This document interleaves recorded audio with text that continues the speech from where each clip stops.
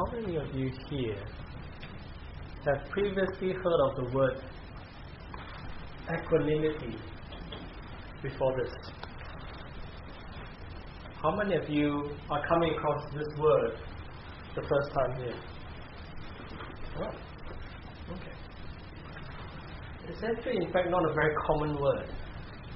We don't usually hear people use this word so much in conversation unless you're moving in particular circles, Buddhist circles or meditation circles.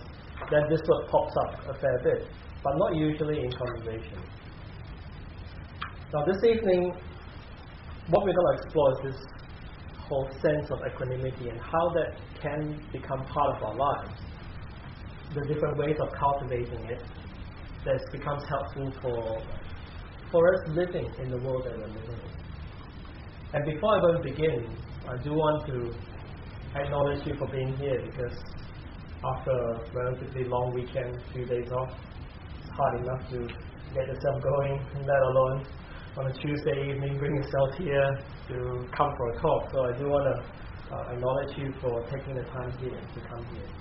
And my commitment is to try to make this session as worthwhile as possible, that hopefully you'll be able to gain something from this evening's talk. The whole part about equanimity, okay, can I turn this over? People kind of follow around with the notice and stuff. So given that a fair number of you are quite familiar with this word, let's unpack it a bit.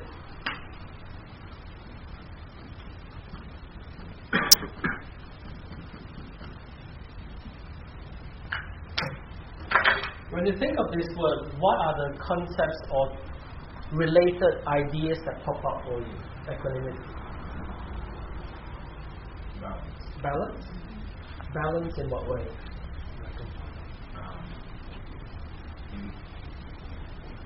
Even the emotionally balanced.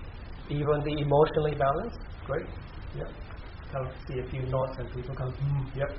Balance, yes, absolutely, thanks for that. Other terms that come up, equanimity. Equal? Yep. Yep. So the direct equanimity comes from a sense of equal. Right. It's the balance again. Other ideas that come to mind? Calm. Calm. In what way do you reckon calm? Not disturbed by events. Not disturbed by events. So it's kind of settled and calm and balanced, kind of even, regardless of what's happening, not disturbed. Yeah. Other ideas or concepts that's related to this? Contentment. Contentment. Right. As a result of equanimity or as a cause for equanimity? What? Oh, yeah. So kind of a sense of it kind of being okay. It's all right. Kind of fairly content. There's the restfulness, the calmness, and the balance that come from it. Absolutely. Other ideas? Value? Value? Help me understand that value. Well, I believe a lot of people, they think they worth more than others. In this world, everybody is the same. Okay. So there's an equality in value, and also there's a seeing value in others, and seeing value in oneself too. Okay. Thank you. What ideas? This is really good. I don't even need to do much now.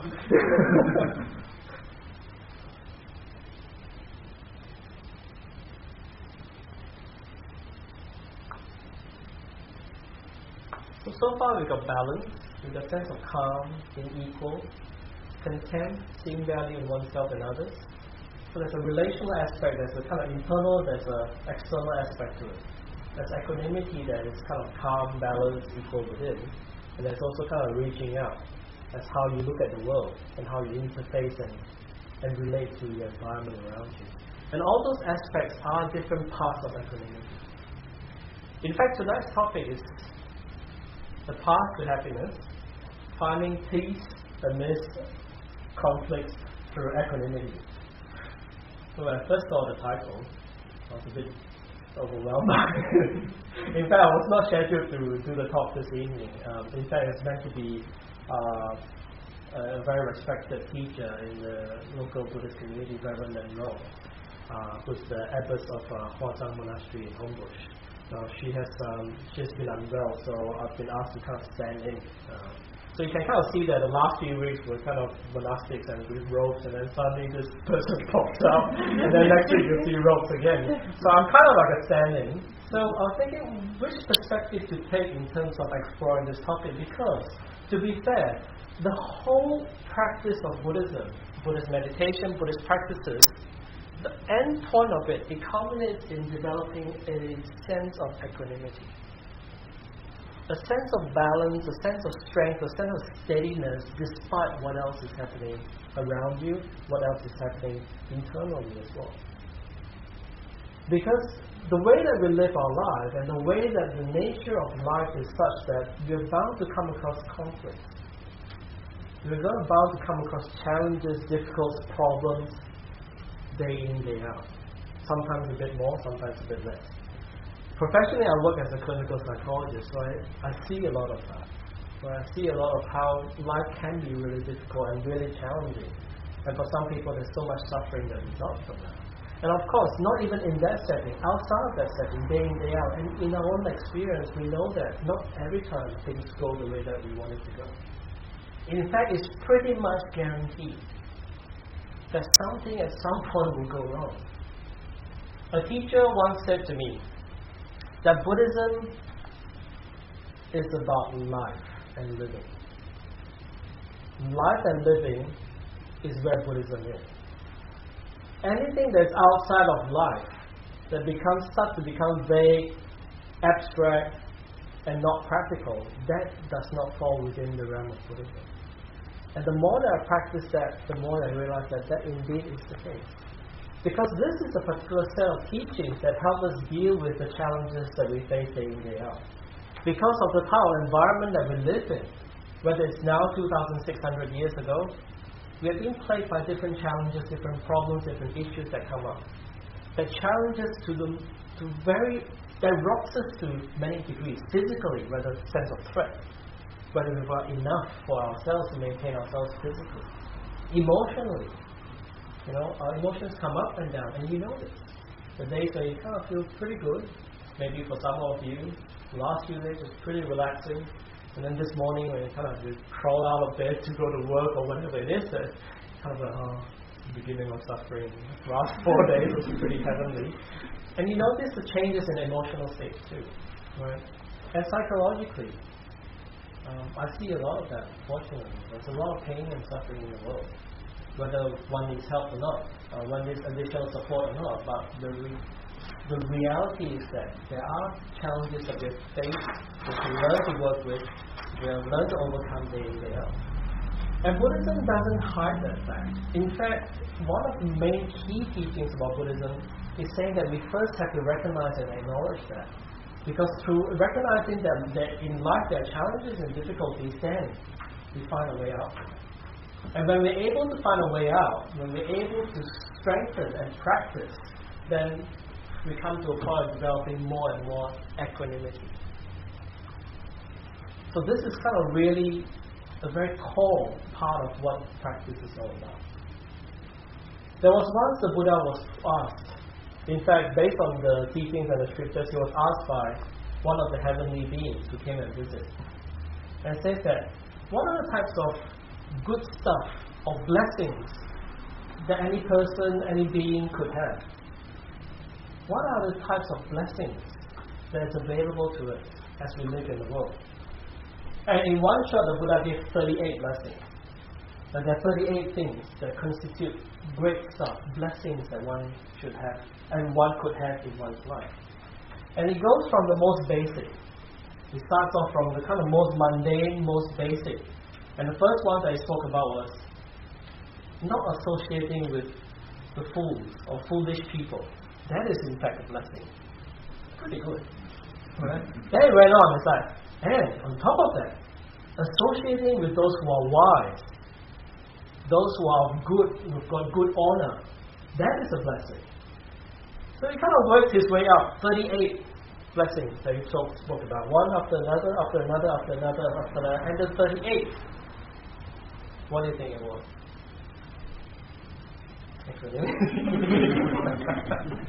Yeah, he says that the highest blessing that one could get is a mind that is unruffled by the fortunes and sorrows in life. It is a mind that is free from fear and is totally at ease. So he didn't quite, in fact, use the word equanimity, but that is the crux of it. The mind that is unruffled by the ups and downs in life. The mind that is free from fear and fully at ease. That is the highest lesson. Out of the 38 of them, this one came last. And if you look at it one after another, you see that they kind of increase in intensity. And this is like what it all culminates in.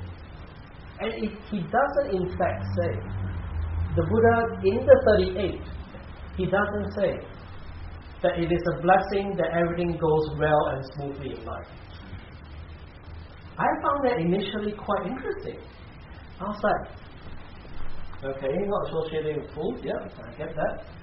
Associating with great people, right? Being able to honor and learn from, and being patient and all those things. And then I look back, it's like, there's no point that he makes reference to when life goes well. That is a great blessing. And that is in fact one of the key parts of his teaching. Because it's not about avoiding, it's not about escaping. It's about having the mental capacity, the mind unruffled, despite whatever you're going to face. And he was actually very explicit in saying that you are going to face difficulties. For those of you who are familiar with the teachings of Four Noble Truths that forms the entire foundation of Buddhist teaching, one of the first truths that we have to recognize is that in life there is pain. There are going to be times whereby we are challenged, we're pushed in a corner. And we have to acknowledge that. Once we acknowledge that and come to terms with that, then we find a way out. And finding a way out is through a series of cultivation of practice that ultimately leads us to a mind that is unruffled. It's pretty good. And I think it's pretty real. It's not promising you a place whereby it's far, far away that things are all going to be okay. It's saying that right now, what are you going to do with the mind that you have? And with the circumstances of life that you have? And that is his invitation. So talking about equanimity, the way that I'm going to approach this is a bit through my own personal experience of practicing the Buddhist path. I was thinking whether I want to kind of take a more technical approach to it, kind of look at the definition of it, one constitutes it, all that, or kind of take a more practical approach as how I observe other people and myself, going through the path of practice and developing equanimity at very different levels. Equanimity doesn't just kind of pop up. There are things that help contribute, develop, fuel it. And I find that in my personal journey and journey of others as well, there are 5 things that I find that has individually and collectively contributed to the growth of equanimity. Is that alright if I share that with you? No? Yeah. So the first part is this.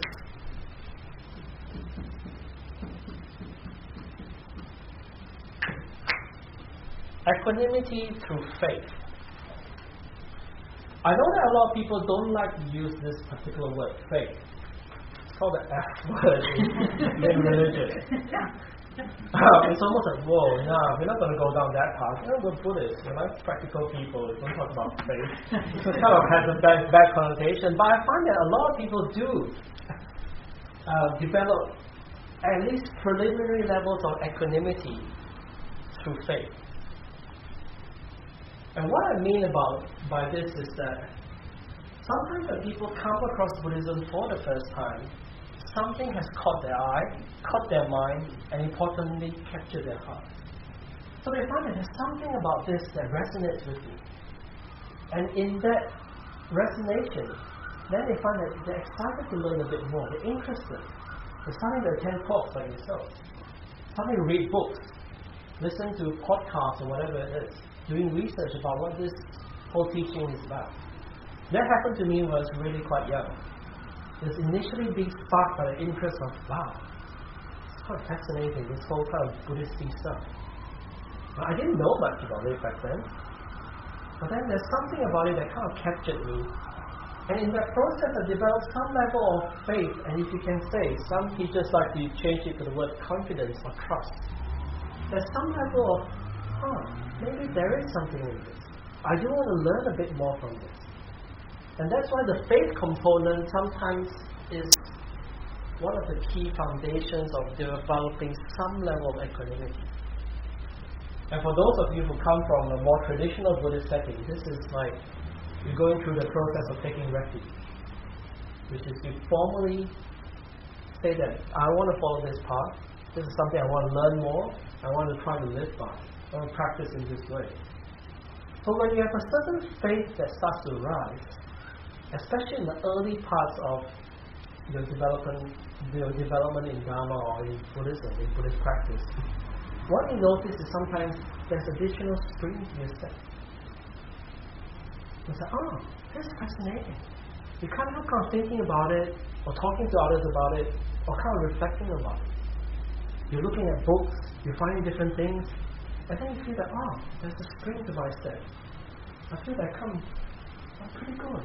I feel good. There's something new that's coming in. There's faith component that starts to bring in some level of very basic equanimity. It feels that, I can go through life, I can sail through.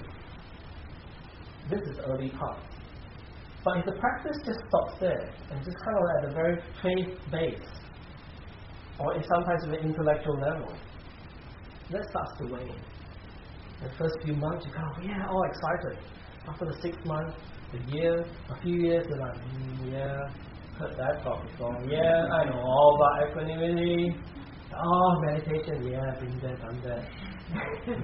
And then that sense of faith starts to kind of dissipate. And equanimity starts to lose its luster. So initially it's nice and bright, and you go, wow, it sounds so exciting. You feel like you can take on the world and all its problems. But then that starts to kind of lose its luster. One of my teachers said that when he was much younger, and when he was first practicing, a wise person told him that when you first learn Buddhism, the Buddha is in your heart. In the 10th year of learning Buddhism, the Buddha is at the edge of the sky. Right? In the first year, or when you first learn Buddhism, the Buddha is in your heart. But 10th year of learning Buddhism, the Buddha is far away at the edge of the sky. What does that mean? When they're initially coming across the teachings, there's such great faith. Wow, everything is fascinating. This teacher, that book, wow. Right, there's a lift, like I said, a spring in the step. But after a while, you kind of feel that, I kind of know it all. And then the Buddha goes from the heart towards kind of a bit further away. And that's why the risk of just stopping at the faith level without real substance in the real understanding. But to be fair, talking about equanimity, the initial exposure, initial touch upon these teachings does create something of a sense of like, wow, everything is going to be okay. It's great. You see, sometimes the Buddha says you're doing this, it's like, it's going to be okay. Right? So that's like the first level of faith. That's one part of developing equanimity. The second part,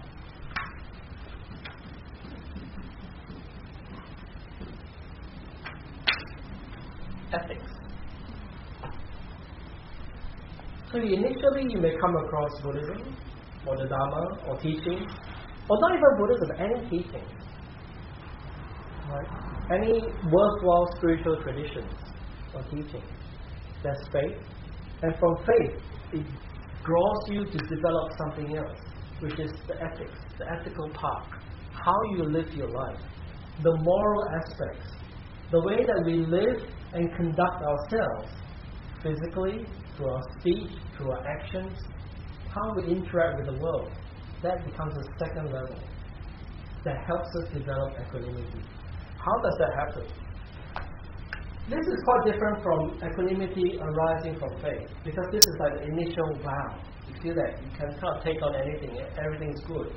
This part here the ethics provides a level of equanimity because it is in fact a protection. If you go to some Buddhist teachers, again in traditional settings, there's a teacher that sometimes does kind of blessings. They get a branch with leaves and then there's like a bowl of water and then I'll put water over you and say that, blessings for you. And then one teacher actually told me, when I learned more about Buddhism, he says, in fact, that counts for nothing. It is in fact what you have in yourself, in your heart. What you do in the day-to-day life, that is the best protection that you have. Not just water sprinkling business.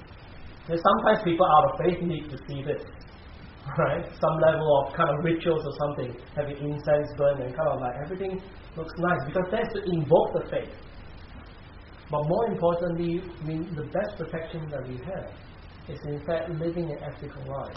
And this is encapsulated in the 5 precepts. How many of you are familiar with the 5 precepts? How many of you are not that familiar with the 5 precepts? Okay.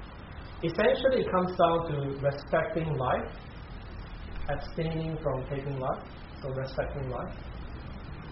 Abstaining from taking that which is not yours, so respecting ownership of things. Abstaining from inappropriate sexual activities, so honoring and respecting relationships. Abstinence or abstaining from false speech, telling lies, which is respect for truthfulness. Abstaining from that which intoxicates the mind, like drugs, alcohol. Abstinence from those is in fact respect for clarity of mind. So these are the 5 kind of basic training in terms of ethics and morality. You can look this up as well. Just put 5 precepts in Buddhism, it kind of all pops up. But these 5 things provide the most basic foundation bedrock for one's existence in day-to-day life in the community. Because these 5 things help protect you so that you live a life that is harmless, a life that is of respect and of honesty. And when we have those things in place, then the natural protection comes up.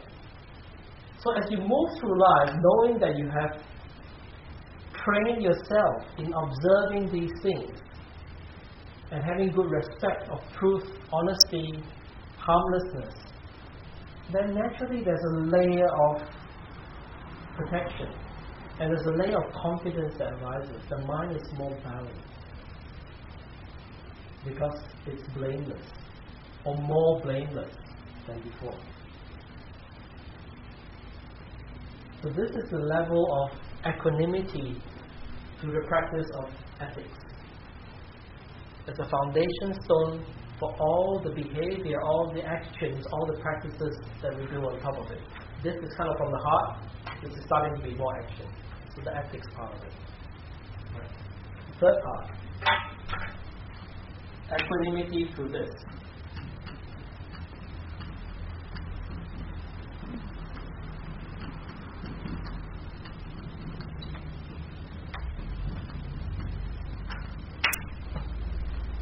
Equanimity born from a mind that is kind and generous. This is equanimity that arises in the mind because the mind's intention is geared towards giving, loving, friendliness. And when the mind is inclined that way, you know that the intention of actions are often coming from a positive place. It's coming from a place that wishes others to be well, and not just about me, but it's a way of service, friendliness towards others. And when we have that intention of doing various things, even when we come across difficulties or conflicts or problems or challenges, we know that our intention is pure. Things may still go dead wrong. Right? Despite our best intentions, things may go really terrible, and there will be a lot of challenges, a lot of conflicts. But being able to rest in the fact that we are acting out from a mind that is inclined towards kindness, towards compassion, towards generosity, that itself allows another layer of equanimity to develop. Because we're clear of why we're doing certain things. As Susan mentioned early on in the introduction, one of my roles here is a trustee and also director of operations.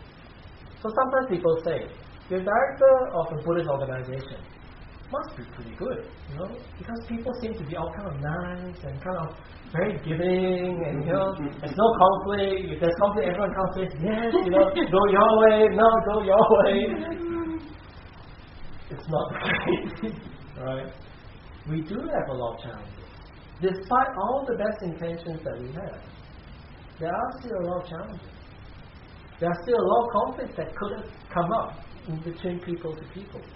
But if we're able to rest, when there are conflicts and difficulties that arise, when we're able to rest in the fact of knowing where we're coming from, the intentions that we have in our actions, we're inclining and training our mind more and more towards the qualities of love, kindness, friendliness, then you know that you're trying your very best. The actions that come from there is not because of selfish reasons. It's our opinion. We may disagree on points, but we are sure and that where its roots are, especially if you include that with ethics. Right? There's a sense of truthfulness, honesty, sense of respect, sense of blamelessness, harmlessness, plus the intention of giving, loving, friendliness. That itself builds a layer of being okay, being steady in the mind. At this point, I do want to point out one of the key misconceptions about equanimity. What do you think people mix up equanimity with when they think of equanimity? Where can it potentially go wrong when we're talking about equanimity? What is the state of mind that can come out that looks a bit like equanimity, but in fact is not equanimity? Any ideas? Passiveness. Passiveness? Other ideas? Absolutely, passiveness. What Superiority? Superiority? Yes. The kind of like, I'm better than all of you, so I'm pretty equanimous. I don't care. Talk to the head. You're maybe not feeling. Not feeling? Blocked it out? No emotion. Right? So it's indifferent. So these are all kind of things that look a bit like equanimity, but upon closer inspection, things like passive, that I'm just not going to do anything. I'm equanimous because it's not affecting me, I'm just not going to act. Become passive or aloof. Right? I'm not going to care. I'm beyond these things.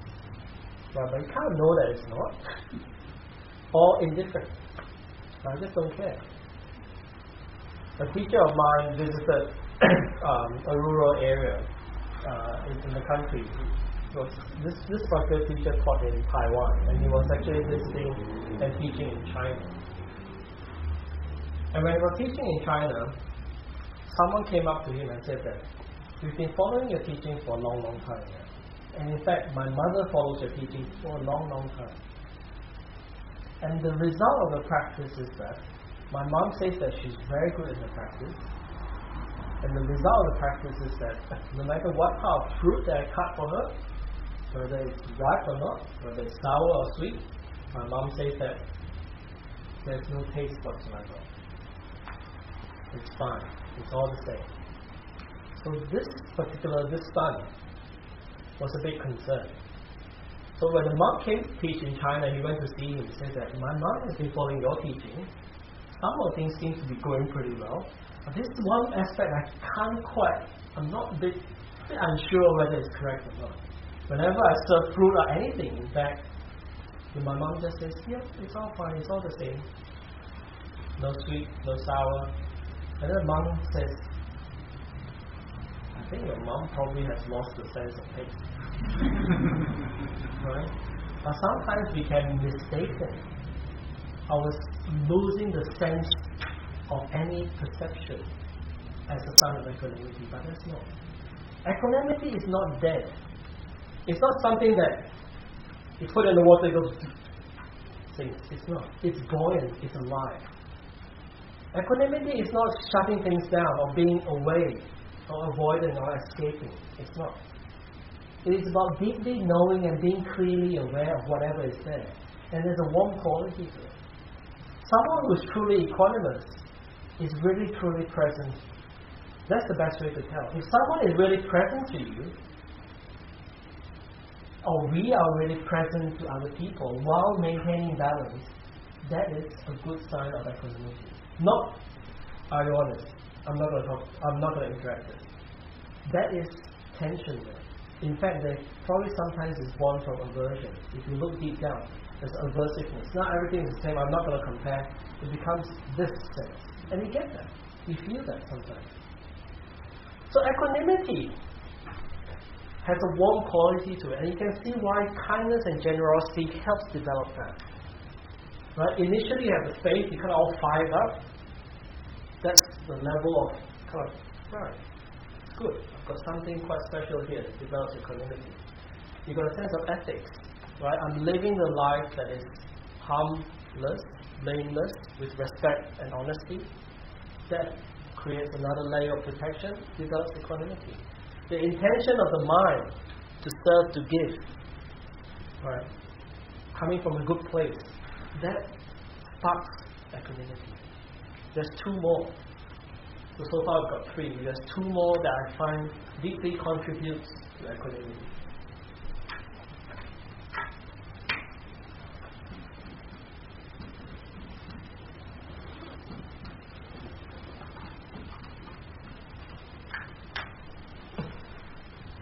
Tranquility. This is the stillness and calmness of the mind. Now this one, a lot of people see a direct relationship. When the mind is calm, it's naturally more equanimous. And this is where the Buddhist mental training starts. The development of attention and mastery of the mind so that the mind becomes that which serves and gives rather than mind that can be tormented. We know this. Sometimes our mind torments us, especially when you ever worry. Any of you never worry? It's just part of our kind of programming of the brain, if you want to look at it from a psychological perspective, that we are able to think of what is going to come next. We know that humans can do that really well. We are not sure if other animals can do that or can do that as well. We are not sure. Some animals yes, some animals maybe not. But we know that humans have the capacity to think forward. And with it, the capacity to think forward also comes the capacity to start worrying about what's going to happen next.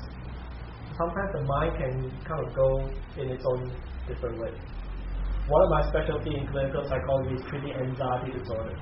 One of my key areas is treating worry. I kind of got a pretty good handle on it. And I know how distressing it can be. So this is one of the times whereby the untrained mind can become something that creates more and more suffering and distress. But the trained mind, on the other hand, can give us so much strength, so much steadiness.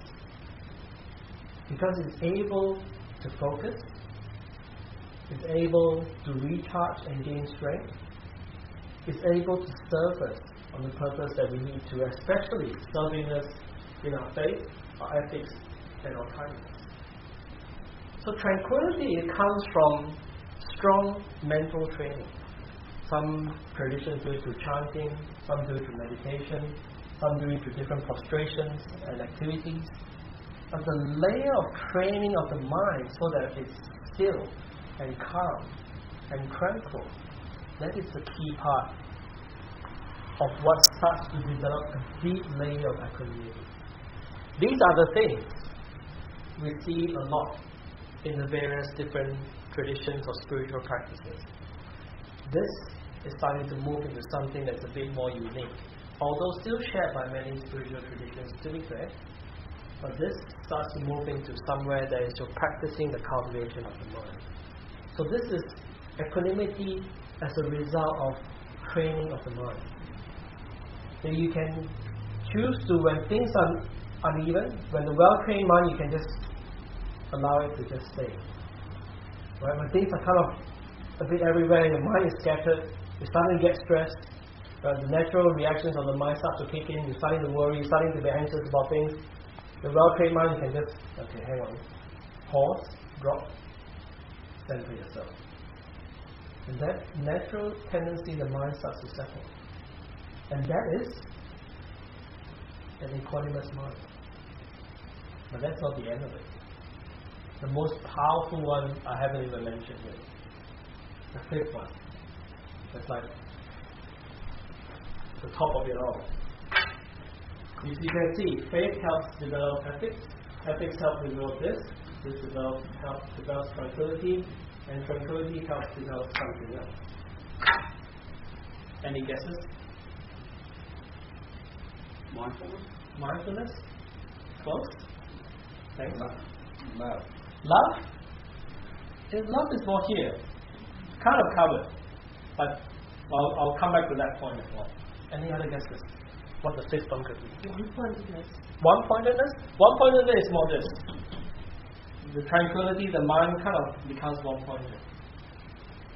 Wisdom. Wisdom.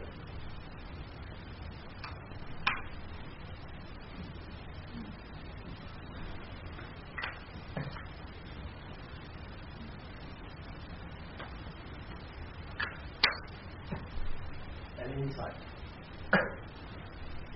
Wisdom is a word that comes out a lot in Buddhist circles. But it's also one of the words that is least understood sometimes in Buddhist circles. Since everyone talks about wisdom, it's great to have wisdom. What is wisdom? It is wisdom. It's like, it was how it was for me when I first started. It's like everyone talks about wisdom, that's important. But kind of dig a bit deeper. What do you actually mean by wisdom?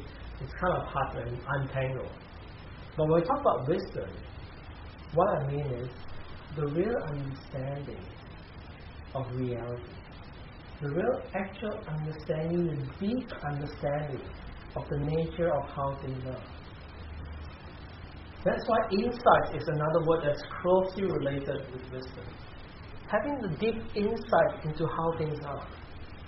Into seeing what is the reality of the experiences that we have. Apart from our experiences of our body and the experiences of our mind, everything else is speculative. I'll repeat that. Outside of our experiences of our body and experiences of the mind, everything else is just speculative. So wisdom means the deep understanding of the nature of our physical and mental experiences. Because apart from physical and mental experiences, there's nothing else. As you sit there and you look at me, I'm a visual imprint for you. You hear me speak. That's like a physical experience and a mental experience of conceptually understanding it. So the way that we interface with the entire world is our physical and mental experience. So wisdom, in fact, is the real understanding of our moment-to-moment experiences in the physical and mental level. When I talk about wisdom and insight, it means to see what all the nature of reality is. And for us, for anyone who practices, whichever way you come in, some people come into ethics, some people come into tranquility, meditation, some come into kindness, it all moves towards the development of deep wisdom, insight, and understanding of what this whole process is. Who is this me? And we start to realize a few different things, a few different truths that helps us develop the most fundamental and important point of equanimity. That everything is interrelated. Whatever we see, we hear, we feel, we think, how we're interacting with our environment, they are all constantly relating to our environment, influencing and being influenced by our environment. That's dependently originated in some teachings. That itself takes like a good 6 weeks to unpack what it all means. But distillating it down to just some basic principles that you can understand is that as we live in the world, we often think that we are separate from the world. It's me and there's the world. But if you really deeply see and investigate the reality of your experiences, you realize that the experience of me is a product of how we interface with the world. And the world that we see depends on how we relate with it. So we're constantly relating and influencing. And because of that, something also becomes clear, that everything is changing, is shifting, nothing stays the same. You notice that there's this teaching of impermanence, that things are flux in the flow. Because there's nothing solid. We're constantly influencing each other. As I'm standing here, I'm influenced by all of you. And as you're sitting there, you're influenced by me, by all the things around you. Each moment we are exchanging. And because of that, there's movement, there's change that's occurring. As a result of that, there's nothing static. We used to think that I'm here, me, Chien, you are our audience. This is the world that's outside of me. There's the me and them, me and it.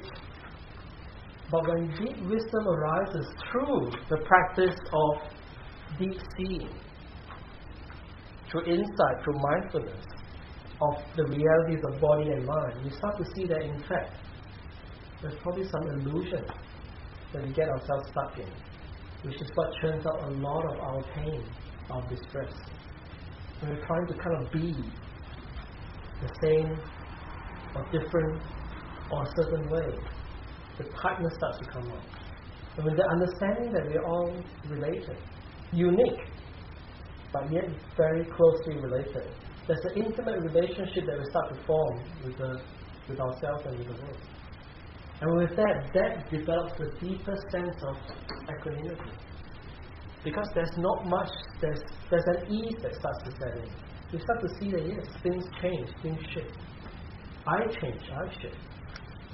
And we change and shift because of how we relate with our environment. And that's why the mind becomes tranquil. It's very natural for the mind to just be at ease, be steady. Because it's not ruffled as much. It just sees it. Yeah. Problem comes up, yeah. Of course problems are going to come up. Things keep shifting. Problems will come up when things shift. When differences come together. We're influencing each other. Your opinion is different from mine, my opinion is different from yours. Of course, there's this exchange that's happening. And we're going to affect each other. Right? So the mind actually quiets down. And because of that, it becomes easy to show love and kindness because we know that we're related. I'm not separate from you, as you're not separate from me. We're unique, but we're co-influencing. Just as I am with all of you. If I today decide to come, well, I don't really know what I want to talk about. It's like, right? I know that influences you. And as a result of that, of how you are, that influences me too. So very naturally when we see that we're related and we're deeply, intimately related with each other, the nature of love and kindness naturally pops up. Because what you give is what you receive. The love that you show in others is the love that comes around. Right? So that becomes natural. Ethics. Ethics becomes not something that is imposed on you. It's not because someone said that it's better not to tell lies, or it's better not to, steal things. It's not that. It's coming from a real deep understanding that we're all in this together. And what I do has an influence on you, and vice versa. It becomes natural for us to know what is appropriate and what's not. What is really useful in our interactions with others and what is not. What is good to be perfected, what are states of mind that are useful, and what are the states of mind to go away from. That becomes very natural. And then,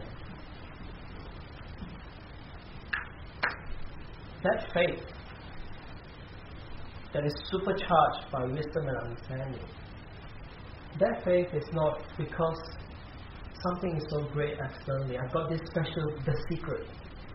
Someone has given me a special transmission that I've kind of, I know something and you don't know. It's not born out of that anymore. It is the sense of just, wow, there's a sense of trust and confidence that arises that, yeah, I can handle this. Even the hardest, deepest, darkest moment is a moment and nothing else. And that kind of faith is not imposed because it is from something that's tucked internally. As you can see, each part helps others. In fact, if you really want to draw this diagram,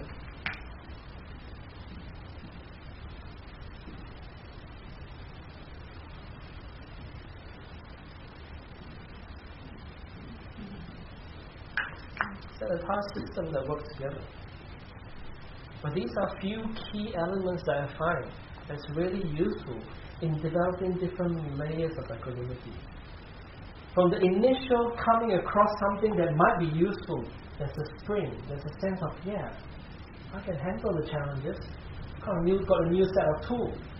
Hey, by living a life that is ethical, with good moral sense, of respecting harmlessness, blamelessness, honesty and trust, that gives us a sense that, okay, I'm living correctly. That increases the sense of equanimity. By living in a world whereby the intention is always to incline the mind towards love, kindness, give, loving, friendliness towards others, you are sure and are clear about where the intentions are, which helps us even in the deepest, darkest time to know that even if things did not go right, that you're still acting out of the best place that you have internally. And that gives you a sense of comfort, equanimity. Yes, okay, I can handle it. And then you move into the actual realms of mental training, mind training, the practice of tranquility, being able to steady the mind, master the mind, and being able to call it the stillness and call it the calm when times are turbulent. Being able to focus the strength of the mind, that gives another layer of equanimity, even deeper. It's the steadying of the mind. And the final layer, through wisdom and insight, being able to break through this illusion of me, them, you, that antagonistic tension that we have in the world. Being able to soften that and being able to see the related nature of one and all, that starts to soften everything else. And even in the most difficult times, there's a sense of ease that starts to come out. And therefore, it's never indifferent. In fact, it's always warm, it's always fully present. Because it's always deeply connected and reflective of knowing how we are and how that affects the rest of the world. And through all that, equanimity arises. And the last one is the most powerful one because then it goes up and supercharges everything else. And that's why in my personal experience with Buddhism, which has gone for a good over 20 over years now, and deeply practicing meditation for about 14, 15 years now, each moment I look back, the equanimity has started to consolidate and become firmer and firmer and stronger and stronger. Because it's something that's alive. And I feel that I'm more available rather than more unavailable. So to bring it down, before I kind of go for a break, what are the different things that one can start to do to help cultivate equanimity? Faith.